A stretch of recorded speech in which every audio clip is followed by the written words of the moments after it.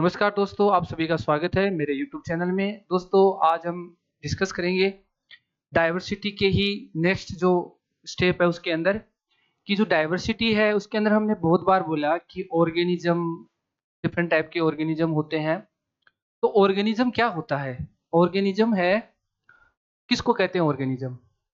तो देखो, जो जीव है हिंदी में इसको बोलते हैं जीव, यानी जिंदा। कोई भी कोशिका एक कोशिका हो सकती है या वो बहु कोशिकाओं से बना हुआ एक बहुत बड़ा बॉडी हो सकता है। ऑर्गेनिज्म है या जीव है, उसके अंदर ये क्वालिफिकेशन होनी चाहिए, वो ये एक्टिविटी करना चाहिए उसके अंदर, तभी उसको हम ऑर्गेनिज्म बोल सकते हैं। जैसे फॉर एग्जांपल, ऑर्गेनिज्म है वो क्या करेगा? ऑर्गेनिज्म के अंदर सेलुलर ऑर्गेनाइजेशन होगा।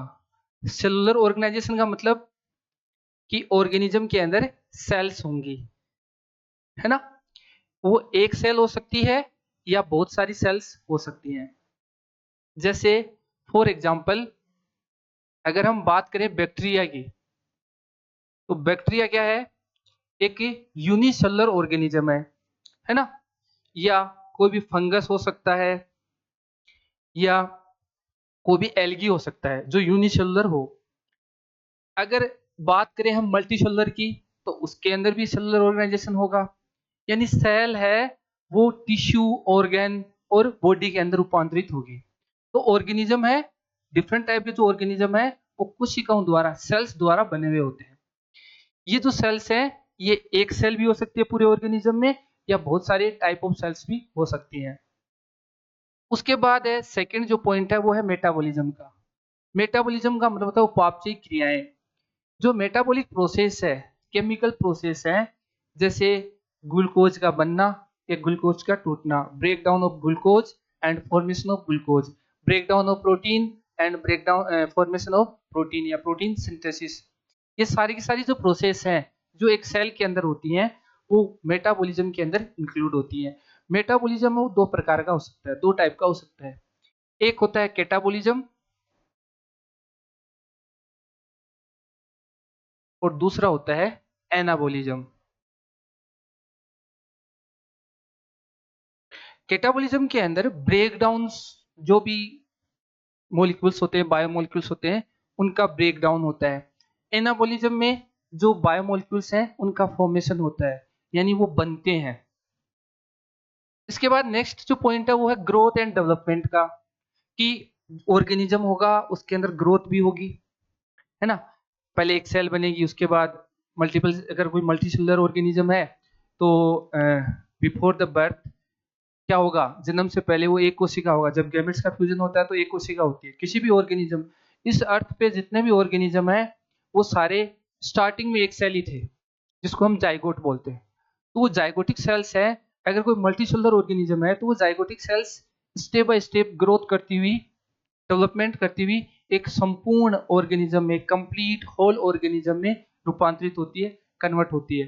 तो ग्रोथ एंड डेवलपमेंट भी एक ऑर्गेनिज्म में होगा, जिससे ऑर्गेनिज्म क्या क्या होगा? इंक्रीज होगा साइज में और वो मेच्योर होगा, वो परिपक्व होगा। ऑर्गेनिज्म में डेवलपमेंट एंड ग्रोथ होने से क्या होगा कि उसके अंदर एक तो साइज में बड़ा बनेगा, क्योंकि सेल्स के अंदर ग्रोथ होगी, डेवलपमेंट होगा तो सेल्स का नंबर बढ़ेगा, है ना? टिश्यू बनेंगे, ऑर्गन्स बनेंगे तो सेल ऑर्गेनिज्म की साइज बढ़ेगी और मेच्योर होगा ऑर्गेनिज्म। जैसे एक सीड होता है, अगर प्लांट्स की बात करें तो सीड एक बहुत ही छोटा स्मॉल अमाउंट है किसी भी प्लांट की। अगर उस सीड को अपन ग्रो करवाएं तो वो सीड ग्रोथ करता हुआ एक बड़े से प्लांट में रूपांतरित या कन्वर्ट हो जाता है। तो ये सारा का सारा क्या है? ग्रोथ एंड डेवलपमेंट है किसी भी ऑर्गेनिज्म में। ऑर्गेनिज्म होगा वो रिप्रोडक्शन करेगा। रिप्रोडक्शन का मतलब है इस दुनिया में कोई भी ऑर्गेनिज्म हो, चाहे वो बैक्टीरिया हो, चाहे वो एल्गी हो, चाहे वो कोई एलिफेंट हो, चाहे कोई फिश हो, कोई भी एक्वाटिक या कोई किसी भी हैबिटाट में रहने वाला ऑर्गेनिज्म हो, वो रिप्रोडक्शन जरूर करेगा। क्योंकि एक टेंडेंसी होती है किसी भी ऑर्गेनिज्म में, वो इस दुनिया में आया है तो वो अपने जैसी ही कुछ संतानें बना के जाएगा, अपनी जैसी कुछ प्रोजेनी बना के जाएगा। ये एक प्रत्येक जो ऑर्गेनिज्म होता है, ईच एंड एवरी ऑर्गेनिज्म के अंदर ये टेंडेंसी होती है। तो हर ऑर्गेनिज्म क्या करता है? रिप्रोडक्शन करता है।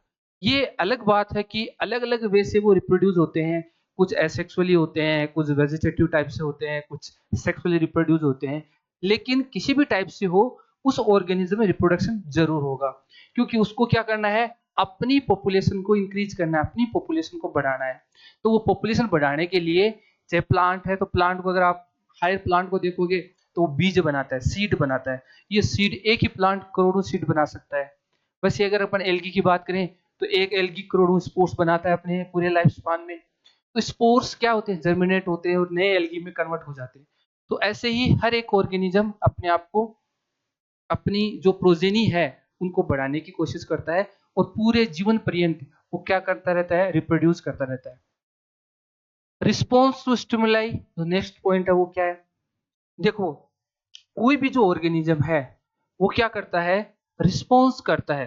कोई भी उद्दीपन हो उसके अंदर, कोई भी स्टिमुलाई मिले उसको, उसके प्रति वो क्या करता है, उसके अगेंस्ट वो क्या करता है, रिस्पॉन्स करता है, रिस्पॉन्डिंग करता है। जैसे फॉर एग्जांपल, अगर टेम्परेचर इंक्रीज होगा तो अपना बॉडी है अलग रिस्पॉन्ड करेगा, अगर टेम्परेचर लो होगा, कम होगा टेम्परेचर, तो अपना बॉडी अलग रिस्पॉन्स करेगा। प्लांट है, प्लांट के साथ भी ऐसा ही है कि प्लांट है वो क्या करेंगे, अगर हाई टेम्परेचर होगा तो अपने आप अपनी बॉडी के अंदर चेंज कर लेंगे, या लो टेम्परेचर होगा तो अपनी बॉडी में चेंज कर लेंगे। जैसे बैक्टीरिया है, तो बैक्टीरिया को भी आप अगर उसको टेम्परेचर या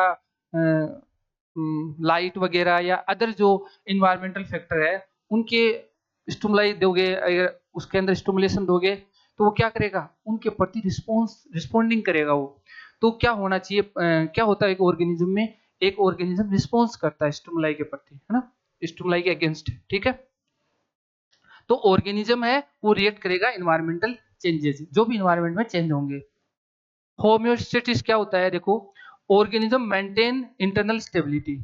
हर एक ऑर्गेनिज्म के अंदर क्या होता है, एक निश्चित स्ट्रक्चर, उसकी एक निश्चित बॉडी की स्ट्रक्चर होती है, उस बॉडी की स्ट्रक्चर को मेंटेन रखता है, ठीक है। अडेप्टेशन एंड इवोल्यूशन, हर एक ऑर्गेनिज्म में इवोल्यूशन होता है। अगर इवोल्यूशन नहीं होता तो आज हम हायर प्लांट और हायर ऑर्गेनिज्म नहीं बने होते इस दुनिया में।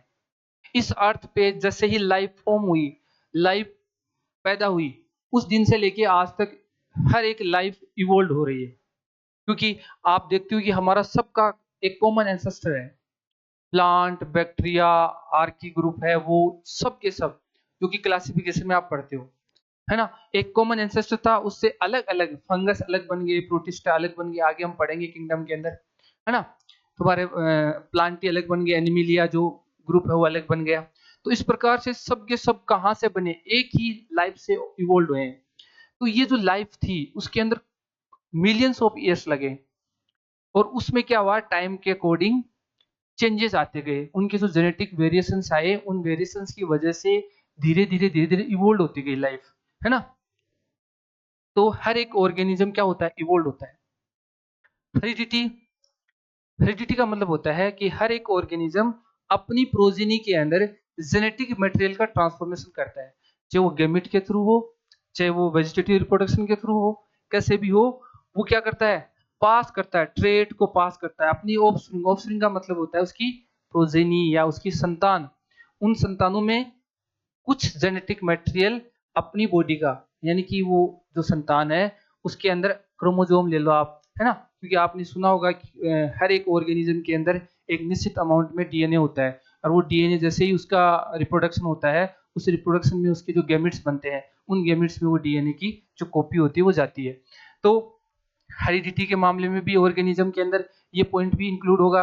मूवमेंट, यानी कि हर एक ऑर्गेनिज्म क्या करेगा, मूव करेगा, और सेलुलर मूवमेंट शो करेगा।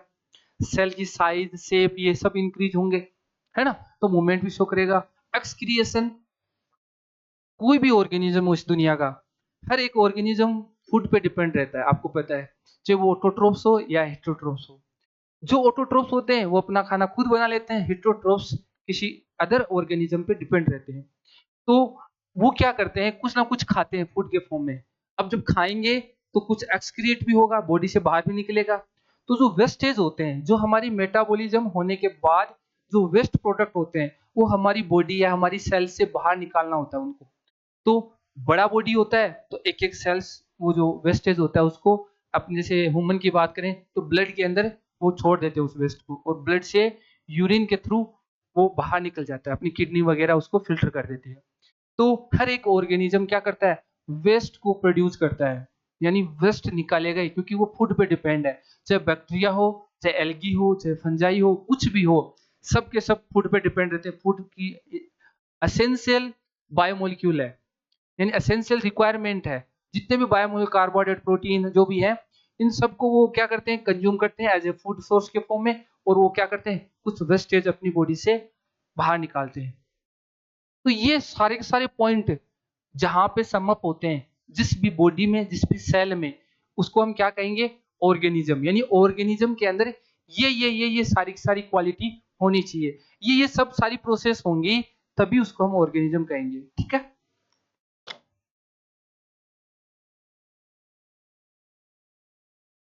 अब बात आती है कि ये जो ऑर्गेनिज्म है, हम पीछे जो क्लास थी हमारी उसमें हम डिस्कस कर रहे थे कि ऑर्गेनिज्म जो भी डाइवर्सिटी है, उसमें जितने भी ऑर्गेनिज्म है उनको क्लासिफाइड किया है। तो जो टेक्सोनोमी है, क्लासिफिकेशन का पूरा पूरा जो डाटा है, या क्लासिफिकेशन की पूरा डिस्क्रिप्शन है, और हम टेक्सोनोमी में पढ़ने को मिलता है। टेक्सोनोमी में क्या करते हैं, किसी भी ऑर्गेनिज्म के साथ सबसे पहले क्या करते हैं, उसको आइडेंटिफाई करते हैं। कोई भी ऑर्गेनिज्म है, उसको आइडेंटिफाई करेंगे, सबसे पहले उसको पहचानेंगे कि ये ऑर्गेनिज्म कैसा दिखता है, इसका बॉडी स्ट्रक्चर क्या है, इसकी मोर्फोलॉजी क्या है, इसकी एनाटोमी क्या है, इसका जेनेटिक जो कंपोजिशन है वो क्या है। ये सारा का सारा देख के उसको सबसे पहले आइडेंटिफाई करेंगे, उसके बाद उसका नाम देंगे। अब आपको पता है कि कोई भी ऑर्गेनिज्म है, उसके नाम में, उसका जो साइंटिफिक नाम होता है, नेम होता है, उसके अंदर दो चीजें होती हैं, एक होता है स्पीसीज और एक होता है जीनस, है ना, जो कि हम यहाँ पे डिस्कस करने की कोशिश करेंगे। ये देखो जीनस है, तो जीनस के नीचे स्पीसीज भी आती है, इसके नीचे स्पीसीज भी आती है। तो जीनस और स्पीसीज है, किसी भी ऑर्गेनिज्म के साइंटिफिक नेम में दो चीजें इंक्लूड होती हैं, वो बायनोमिनोमेनक्लेचर के अकॉर्डिंग है। ठीक है। तो उसके अंदर, उसके अकॉर्डिंग, उस नोमेनक्लेचर के अकॉर्डिंग उसका नाम रखेंगे, उसको पहचान के। अब नाम रखेंगे तो कैसा नाम रखेंगे, वो डिपेंड करता है कि उसको कौन डिस्कवर कर रहा है, सबसे पहले किसके लिए वो अननोन था, है ना, वो डिपेंड करती है वो सारी चीजें। उसके बाद उसको क्लासिफाइड करेंगे हम। जो पर्टिकुलर ऑर्गेनिज्म है, जिसको हमने, जिसका हमें पता लगा कि ये ऑर्गेनिज्म इस दुनिया में नया है, हमारे लिए, ह्यूमंस के लिए नया है, क्योंकि वो ऑलरेडी था, हमारी नजर में नहीं था। तो वो जो नया ऑर्गेनिज्म है, उसका जो नाम रखा है हमने, उसको हम क्लासिफाइड करेंगे कि वो कैसा दिखता है ना। ऑर्गेनिज्म है वो एनिमल का है, प्लांट का है, या बैक्टीरिया का है, मोनेरा का है, प्रोटिस्टा का है, किसका है। तो उसके अकॉर्डिंग, उसके किंगडम में उसको रख देंगे। उसके बाद उसके फाइलम या डिवीजन में रखेंगे। फाइलम जूलॉजी के अंदर होता है, डिवीजन होता है बॉटनी के अंदर। तो उसका डिवीजन क्या है, कोई प्लांट है तो उसका कौन सा डिवीजन है, कि वो जिम्नोस्पर्म है, कि वो आपका ब्रायोफाइट्स है, टेरिडोफाइट है, किस टाइप का ऑर्गेनिज्म है, किस टाइप का प्लांट है, उसके अकॉर्डिंग उसको डिवीजन में रखेंगे। उसके बाद उसको क्लास में रखेंगे, किस क्लास से बिलोंग करता है ना। उसके बाद उसका ऑर्डर, किस ऑर्डर से बिलोंग करता है। उसके बाद उसकी फैमिली, कि ये किस फैमिली से रिलेटेड। ये सारी चीजें हम किसके अकॉर्डिंग रखेंगे, उसके मोर्फोलॉजिकल करेक्टर, उसका जेनेटिक्स, उसका एनाटोमी, उसके सारे जो बेसिक जो करेक्टरिस्टिक्स हैं, उनको जानकर हम इनको इनके अंदर रखेंगे कि किसके साथ सिमिलरिटी शो करता है। उसके अकॉर्डिंग हम इनमें जो यूनिट ऑफ क्लासिफिकेशन है उनके अंदर रखेंगे। सारी यूनिट क्लासिफिकेशन की है। तो हम क्लासिफाइड करेंगे किसी भी ऑर्गेनिज्म को, तो ये यूनिट के अकॉर्डिंग करेंगे। ठीक है। उसके बाद उसको ऑर्गेनाइज कर देंगे कि ये पर्टिकुलर ऑर्गेनिज्म है, इसका नाम ये है, इसको इस वर्ग में रखा है, इस क्लास में रखा है, इस ऑर्डर में रखा है, इस फैमिली में रखा है, इसका जीनस का नाम ये, इसकी स्पीसीज का नाम ये सारी चीजें हम क्लियर करके उसको एक सिस्टमेटिक ऑर्गेनाइज कर देंगे। तो ये सारी की सारी जो टेक्सोनोमी के अंदर जब हम स्टडी करते हैं टेक्सोनोमी की, तो ये सारी चीजें हैं, ये हमें पता होनी चाहिए कि आइडेंटिफिकेशन किसको कहते हैं, नेमिंग किसको कहते हैं, क्लासिफिकेशन, इन सब की स्टडी टेक्सोनोमी है ना। तो ये सब इंक्लूड होंगे टेक्सोनोमी की डेफिनेशन में। ठीक है। यूनिट ऑफ क्लासिफिकेशन, क्लासिफिकेशन की यूनिट्स है ये। ठीक है। तो डिफरेंट किंगडम्स हैं, किंगडम के बारे में भी हम डिस्कस करेंगे आगे। चलो नेक्स्ट। अब आती है बात टेक्सोनोमी की जो हिस्ट्री है उसके बारे में, कि टेक्सोनोमी की जो हिस्ट्री है वो कब से स्टार्ट हुई। जो हम बार बार बोल रहे हैं कि किसी भी ऑर्गेनिज्म को हम क्लासिफाइड कर देंगे, तो वो क्लासिफिकेशन जो स्टोरी है, हिस्ट्री है सॉरी, वो कब से स्टार्ट हुई टेक्सोनॉमी की। तो सबसे पहले टू क्लासिफिकेशन सिस्टम आया। सबसे पहले जब लोगों को पता ही नहीं था कि डाइवर्सिटी नाम की चीज होती है, या ये जो प्लांट्स या एनिमल्स हैं, इनको समझने के लिए हम इनको कैटेगराइज करें, इनको क्लासिफाइड करें, ये जब पता ही नहीं था लोगों को, तो एक बंदा निकल के आता है, एक श्रीमान निकल के आते हैं जिनका नाम था अरिस्टोटल। उन्होंने क्लासिफिकेशन दिया इसमें, क्योंकि आपको पता है इनको फादर ऑफ बायोलॉजी भी बोला जाता है,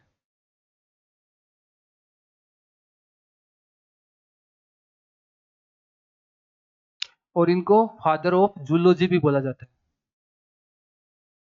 यानी ये फादर थे जूलॉजी के और बायोलॉजी के। तो सबसे पहले ये साइंटिस्ट है, इन्होंने एक्सप्लेन दिया किसके बारे में, ऑर्गेनिज्म के बारे में, कि इस दुनिया में जितने भी ऑर्गेनिज्म है उनके दो ग्रुप हैं। पहला ग्रुप है प्लांट और दूसरा ग्रुप है एनिमल। बस इनकी इतनी जानकारी थी, उस जानकारी के अकॉर्डिंग उन्होंने दो ग्रुप के अंदर कैटेगराइज कर दिया किसको, ऑर्गेनिज्म को। ये जो ग्रुप है प्लांट वाला, ये ग्रोथ हैबिट, जो ग्रोथ है उसके अकॉर्डिंग, कि सबसे छोटे प्लांट हैं, उसके बाद बड़े हैं, उससे बड़े, सबसे बड़े, और ये हैबिटाट कि एनिमल्स हैं वो किस प्रकार के आवास में रहते हैं, उसके अनुसार, उसके बेसिस पे एयर में रहने वाले, वाटर में रहने वाले और लैंड पे रहने वाले जो एनिमल्स हैं, उनको अलग अलग कैटेगराइज कर दिया अकॉर्डिंग टू हैबिटाट, उनके आवास के अनुसार। ये तीनों ही साइंटिस्ट जिन्होंने टू क्लासिफिकेशन सिस्टम दिया। इसके बाद है थियोफ्रेटस, इनको बोला जाता है फादर ऑफ बॉटनी, और केरलस लीनियस, ये तो क्या है, फादर है टेक्सोनॉमी के, फादर ऑफ टेक्सोनॉमी। केरलस लीनियस जिन्होंने बाइनोमेन नोमेनक्लेचर दिया, ठीक है।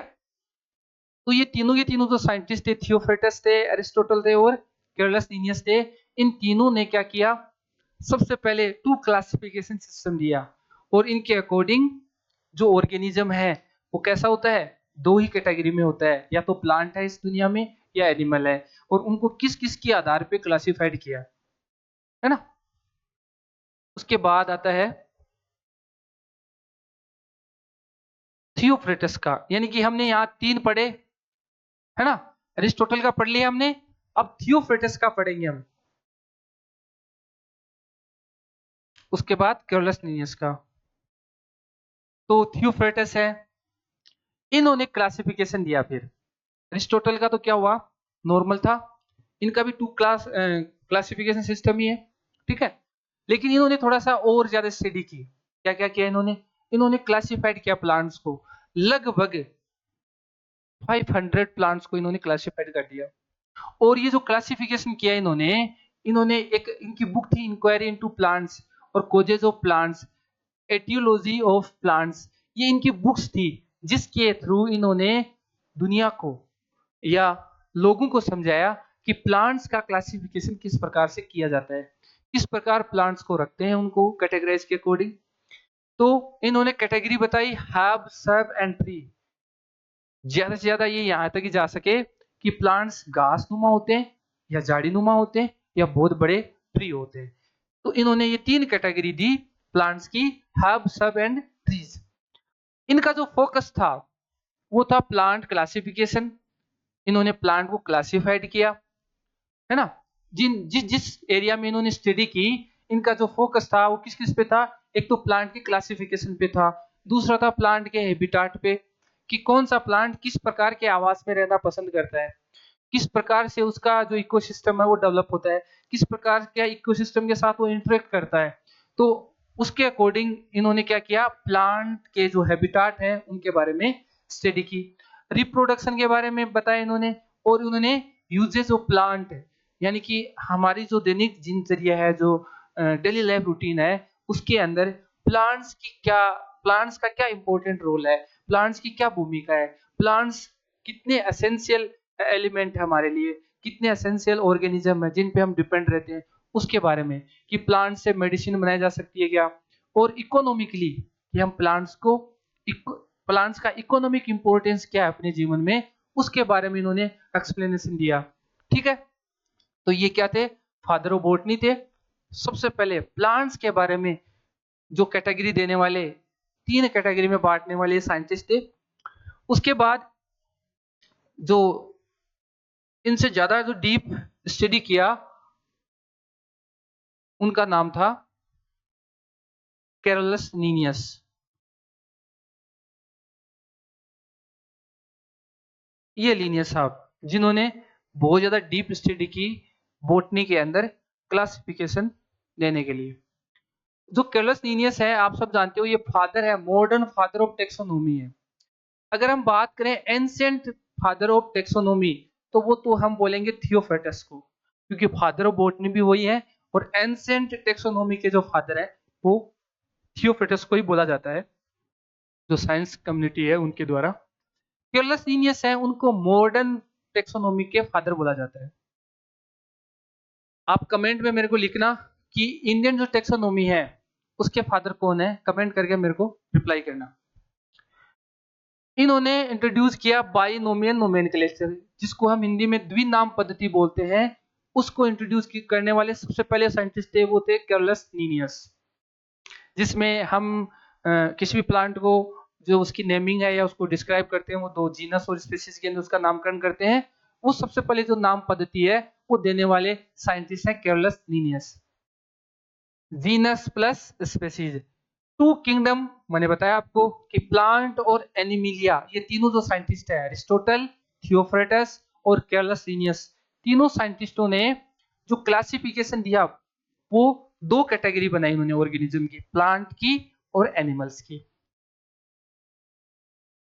इंट्रोड्यूस हायरार्कियल लेवल किंगडम और स्पीशीज, किंगडम टू स्पीशीज, इन्होंने हायरार्की थी जो, मतलब किंगडम, उसके बाद डिवीजन, उसके बाद क्लास, ऑर्डर, है ना, फैमिली, ये सब इंट्रोड्यूस कराने वाले साइंटिस्ट कौन है, कैरोलस लीनियस। यानी जो यूनिट ऑफ क्लासिफिकेशन है, क्योंकि इन्होंने क्या किया, बहुत डीप स्टडी की क्लासिफिकेशन पे, तो जो यूनिट ऑफ क्लासिफिकेशन है उन पे काम किया और उन्होंने प्लांट्स को अलग अलग तरीके से कैटेगराइज किया।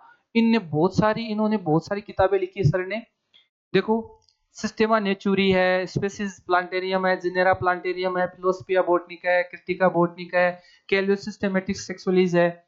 ये अलग अलग ईयर में इन्होंने किताबें लिखी और इन बुक्स के अंदर इन्होंने क्या क्या किया। देखो, सबसे पहले सिस्टेमा नेचुरी थी 1735 के अंदर, वो लिविंग थिंग्स के जो क्लासिफिकेशन है, बायनोमियल नोमेनक्लेचर के बारे में, ये इसमें इंट्रोड्यूस करवाया इन्होंने। ठीक है, उसके बाद स्पेसिस प्लांटेरियम में इन्होंने क्या किया, मॉडर्न जो बोटनिकल नेमिंग है वो किया इन्होंने, मॉडर्न बोटनिकल नेमिंग किया। Early classification of plant group, यानी क्योंकि देखो ये 37 में था, तो जो पहले का क्लासिफिकेशन था, कैरोलस लीनियस के पहले जो साइंटिस्ट ने क्लासिफिकेशन किया उसके बारे में स्टडी की। उसके बाद रूल्स बताए टेक्सोनोमी के। जो जेनेरा प्लांटेरियम है, इस बुक को, ये बेंथम और हुकर के क्लासिफिकेशन में भी आती है, बुक का नाम का जिक्र आता है इसका, और यहाँ पे भी ये जो बुक है इसको हमने लिखा है। तो इन्होंने भी ऐसी बुक लिखी जिसके अंदर रूल्स ऑफ टेक्सोनोमी, कि टेक्सोनोमी के रूल्स क्या क्या होने चाहिए, कि कौन सा नाम किस प्रकार से लिखा जाना चाहिए, अंडरलाइन किसको करना चाहिए, कौन सा नाम बड़ा लिखा जाना चाहिए, कौन सा इटैलिक लिखा जाना चाहिए, किस प्रकार से लिखा जाना चाहिए, स्पेशली जीनस का जो नेम है उसके बारे में हम एक अलग से वीडियो लेके आएंगे, बाइनोमियल नोमेनक्लेचर के बारे में, उसमें हम आपको डिटेल से बताएंगे इनके बारे में। तो जो रूल्स थे टेक्सोनोमी के, कि भाई प्लांट्स को किस प्रकार से कैटेगराइज किया जाए, किस प्रकार से उसको आइडेंटिफाई किया जाए, किस प्रकार से उसको क्लासिफाइड किया जाए, किस प्रकार से उसको ऑर्गेनाइज किया जाए, ये सारी चीजें हैं वो इन्होंने रूल्स ऑफ टेक्सोनोमी के अकॉर्डिंग जो रूल्स थे उन्होंने बनाए। बोटनिकल प्रिंसिपल्स, इन पे काम किया।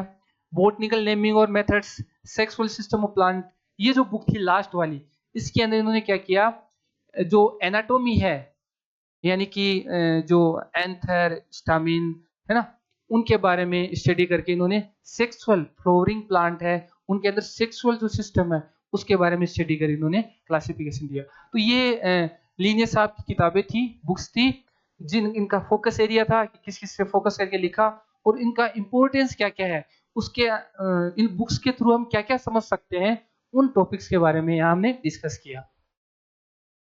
इसके बाद है, हम नेक्स्ट चलते हैं,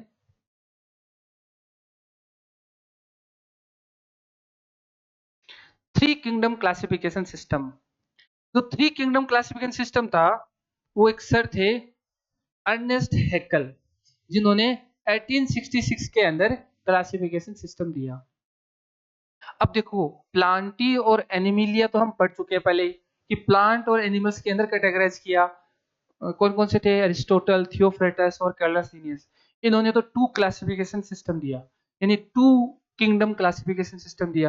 यानी दो किंगडम होते हैं और उनके अंदर अलग अलग कैटेगरी बना दी उन्होंने कि इनका हैबिटाट कैसे, उसके अकॉर्डिंग एनिमल्स को खड़ा कर दिया, तो साइज है उसके बेसिस पे प्लांट्स को कैटेगराइज कर दिया।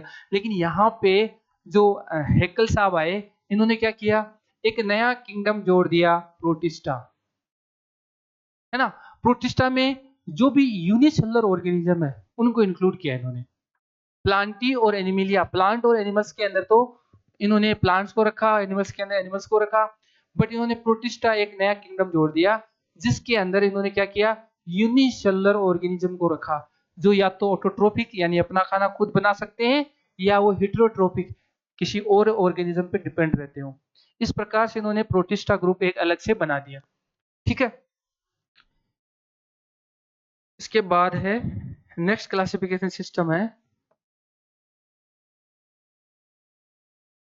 ये जो क्लासिफिकेशन, में एक चीज बता दूं आपको, ये जो क्लासिफिकेशन सिस्टम थे ना,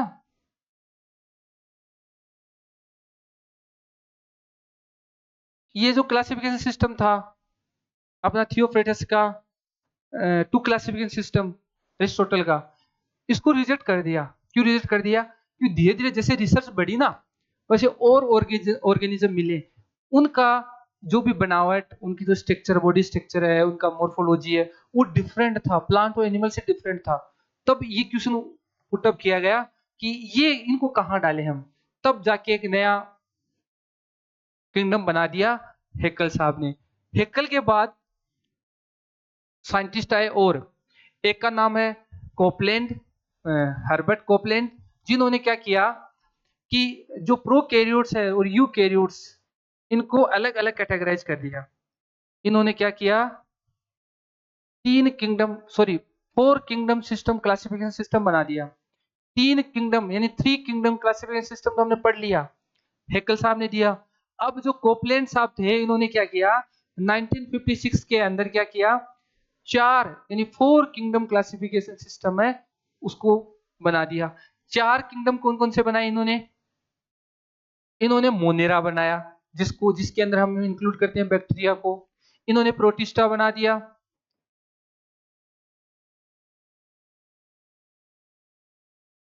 है ना। इन्होंने प्रोटिस्टा बना दिया, प्लांटी बना दिया और एनिमिलिया बना दिया।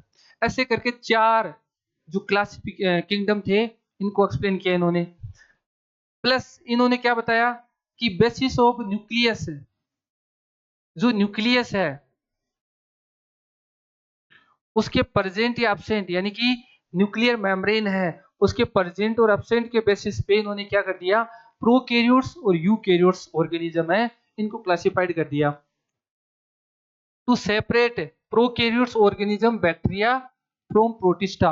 जो हेकल साहब ने प्रोटिस्टा के अंदर बैक्टीरिया को रखा था, उस बैक्टीरिया को अलग से निकाला प्रोटिस्टा से, और उन्होंने क्या किया, ओनली यूकैरियोटिक यूनिसेलुलर ऑर्गेनिज्म, इन्होंने क्या किया, प्रोटिस्टा के अंदर ओनली यूनिसेलुलर ऑर्गेनिज्म है, यूकैरियोटिक ऑर्गेनिज्म है, इनको रखा खाली, बाकी बैक्टीरिया को बाहर निकाल दिया और निकाल के एक नया किंगडम बना दिया जिसका नाम है मोनेरा।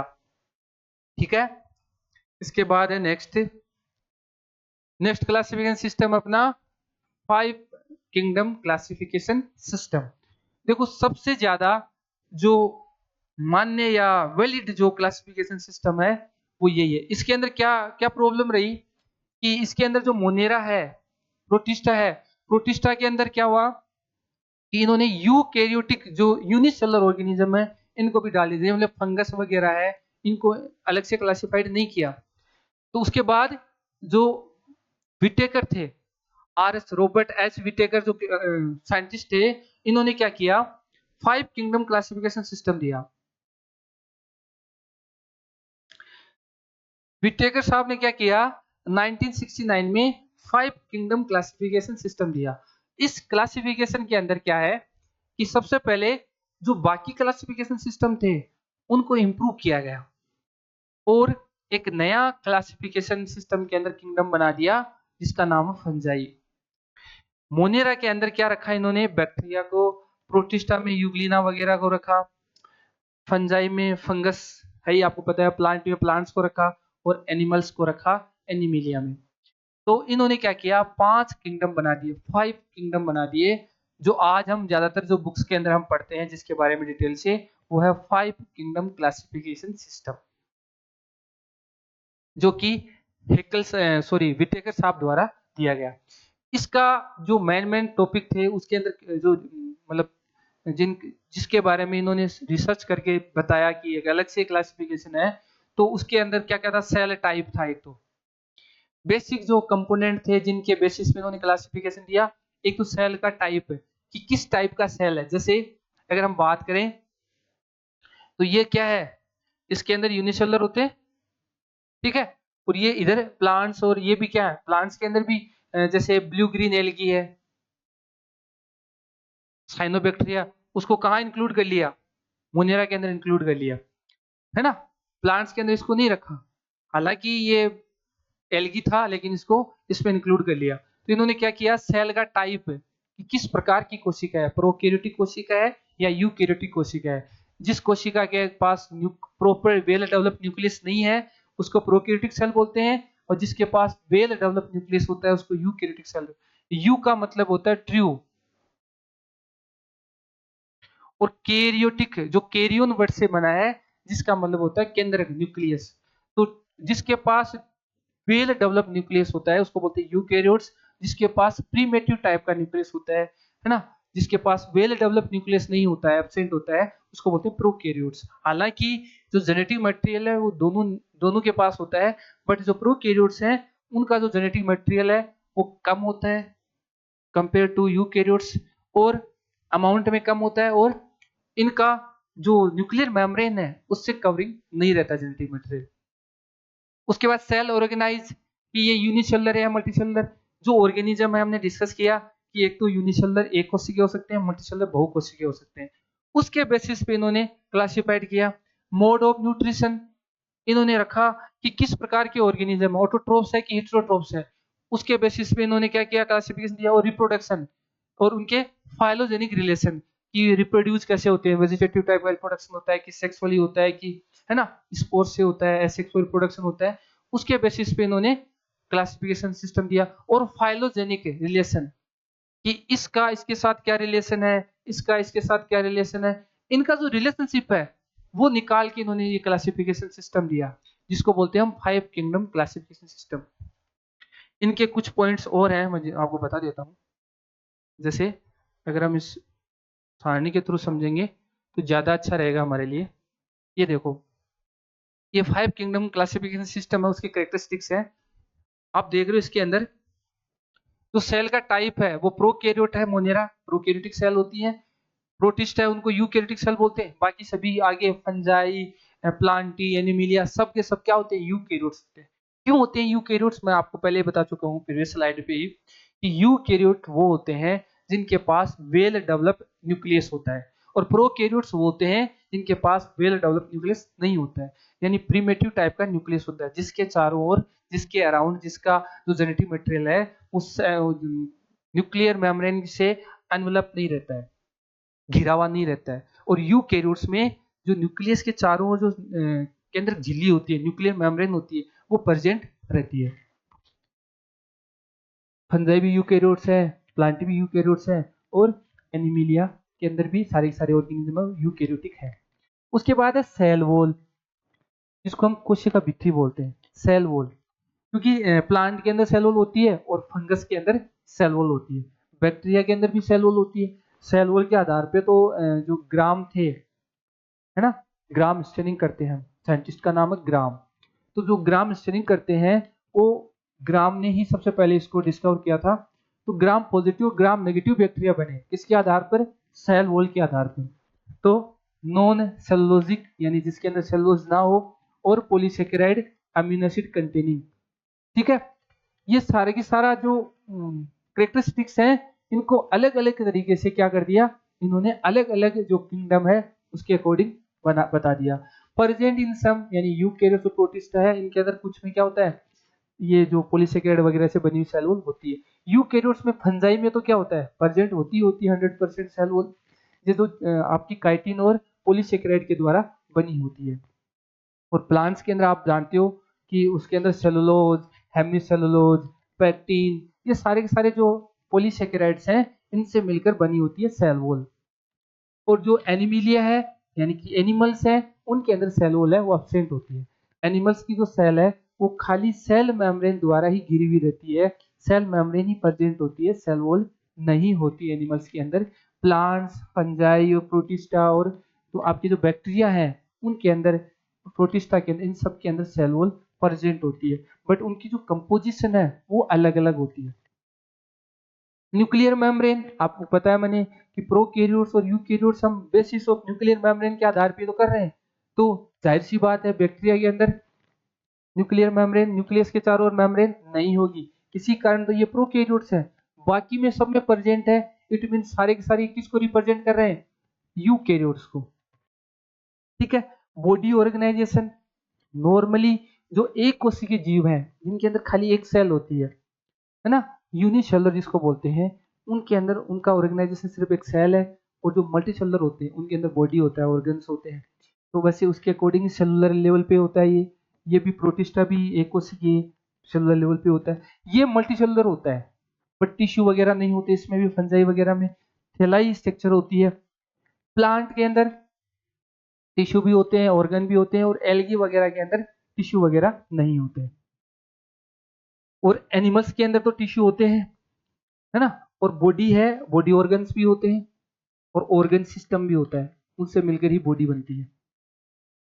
उसके बाद है मोड ऑफ न्यूट्रिशन, पोषण का प्रकार क्या है, यानी किस प्रकार से पोषित होते हैं ऑर्गेनिज्म, तो उनको भी इन्होंने भी क्या कर दिया, जो मेन करेक्टर थे, ये मोड ऑफ न्यूट्रिशन है, बॉडी ऑर्गेनाइजेशन, न्यूक्लियर मेम्ब्रेन है, सेल वॉल है, सेल टाइप है, इन सभी करेक्टर के आधार पे ही विटेकर साहब ने क्या किया, 5 किंगडम क्लासिफिकेशन सिस्टम दिया। और बहुत अच्छे से समझ जाना चाहिए ये तो सारी चीजें, ये टेबल ही सफिशिएंट है आपको विटेकर का जो क्लासिफिकेशन समझने के लिए, क्योंकि बहुत ही इजी सा है और ये एग्जाम में पूछा भी जाता है, नीट वगैरह के एग्जाम में भी क्वेश्चन आते हैं, और 12th लेवल पे भी होता है, कॉलेज के अंदर भी इससे क्वेश्चन पूछा जाता है बहुत बार जब हम डाइवर्सिटी ऑफ प्लांट पढ़ते हैं तब।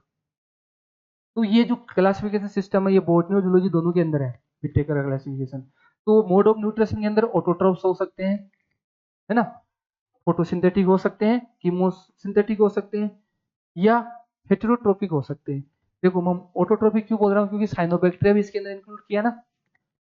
ऑटोट्रोफिक हो सकते हैं, फोटोसिंथेटिक हो सकते हैं, या हेटेरोट्रोपिक हो सकते हैं, क्योंकि प्रोटिस्टा के अंदर भी कुछ ऐसे ऑर्गेनिज्म होते हैं जो क्या हो सकते हैं, ऑटोट्रोपिक हो सकते हैं। ये नॉर्मली फंजाई है, वो या तो सिम्बायोटिक रिलेशन बनाते हैं एल्गी के साथ, या खुद सर्वाइव करते हैं अपना यूनिक पूरा पूरा जो हैबिट है उसके अंदर सर्वाइव करते हैं, तो वो क्या होंगे, हेटेरोट्रोपिक होंगे। या क्या करते हैं, पैरासाइटिक डिपेंडेंसी होती है इसके अंदर, किसी और ऑर्गेनिज्म के साथ रह के अपना जो न्यूट्रिशन है वो प्राप्त करते हैं। जो प्लांटी हैं वो तो सबके सब क्या होते हैं, ऑटोट्रोपिक होते हैं, सारे सारे सबके पास क्लोरोप्लास्ट होता है, सबके पास क्लोरोफिल है, लाइट को अब्जॉर्ब करेंगे, है ना, वाटर और CO2 है उसको इन्वायरमेंट से लेंगे और क्या कर देंगे, फोटोसिंथेसिस कर लेंगे। और फोटोसिंथेसिस ही वो प्रोसेस है, केमिकल रिएक्शन है जिसके थ्रू फूड का प्रोडक्शन होता है। और पूरी पूरी ये दुनिया है ये पोषित होती है किसके द्वारा, प्लांट्स के द्वारा, क्योंकि सारा का सारा ग्लूकोज, कार्बोहाइड्रेट्स जो भी हम कंज्यूम करते हैं फूड के फॉर्म में, वो सारा का सारा प्लांट्स के द्वारा ही प्रोड्यूस होता है। और उसके बाद एनिमल्स हैं, तो आपको पता ही है स्पोरोफाइटिक होंगे या क्या होंगे, हेटेरोट्रोपिक होंगे। हेटेरोट्रोपिक का मतलब है किसी और ऑर्गेनिज्म पे डिपेंडेंसी, क्योंकि हम क्या हुआ प्लांट्स पे डिपेंड रहते हैं, तो सारे के सारे जो एनिमल्स हैं वो क्या होते हैं, हेटेरोट्रोपिक होते हैं। तो इस प्रकार से ये क्लासिफिकेशन था विटेकर साहब का क्लासिफिकेशन, 5 किंगडम क्लासिफिकेशन सिस्टम, जिसके अंदर 5 किंगडम है अलग अलग, मोनेरा, प्रोटिस्टा, फंजाई और प्लांटी और एनिमिलिया। इनके अंदर किस प्रकार का डिफरेंस है, किस किस के आधार पे डिफरेंस है, उनका हमने डिस्कशन किया। अब एक क्लासिफिकेशन और रह जाता है छोटा सा, उसका डिस्कशन कर लेते हैं अपन। तो बाद में दिया गया कार्ल वूज द्वारा। ये जो क्लासिफिकेशन था, ये तीन डोमेन का क्लासिफिकेशन था। इन्होंने क्या किया, एक आपको पता है जेनेटिक मटेरियल होता है अपना डीएनए, और डीएनए से प्रोड्यूस होता है आरएनए, और आरएनए के अंदर 16S आरएनए होता है।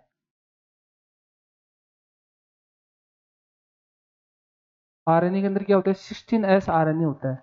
ये जो 16S आरएनए है, इसके बेसिस पे इन्होंने क्या कर दिया, तीन डोमेन बना दिए, एक यू बैक्टीरिया, एक आर्की बैक्टीरिया, और एक यूकेरिया। देखो क्या किया इन्होंने, इन्होंने आर्की बैक्टीरिया को अलग निकाल दिया इसके अंदर से, मोनेरा के अंदर से। जो विटेकर साहब का क्लासिफिकेशन था उसमें से चेंज क्या किया इन्होंने, इन्होंने ये चार जो यूकेरियोट्स हैं उनको तो क्या कर दिया, यूकेरिया में शामिल कर दिया, इन्होंने इंक्लूड कर दिया। बट जो मोनेरा था, उस मोनेरा में से ये दो अलग अलग कर दिए, एक यू बैक्टीरिया जो नॉर्मल बैक्टीरिया होता है, जैसे ई कोलाई है, gram positive gram negative bacteria है, वो बैक्टीरिया। एक आर की बैक्टीरिया जो पीएच पे, टेम्परेचर पे, वहां ग्रो करता है, हाई टेम्परेचर पे, है ना, तो उसको अलग कर दिया इन्होंने, आर की बैक्टीरिया नाम दे दिया उस डोमेन को, है ना। तो बैक्टीरिया से यू बैक्टीरिया अलग और आर्की बैक्टीरिया को अलग कर दिया इन्होंने। तो इन्होंने तीन डोमेन बनाए, यू बैक्टीरिया, आर्की बैक्टीरिया और यूकेरिया। यूकेरिया में इन्होंने बाकी का जो क्लासिफिकेशन था, जिसके अंदर प्रोटिस्टा, फंजाई, एनिमिलिया, प्लांटी थे, उनको इंक्लूड करके एक नया क्लासिफिकेशन दे दिया, किसने, कार्ल वूज ने।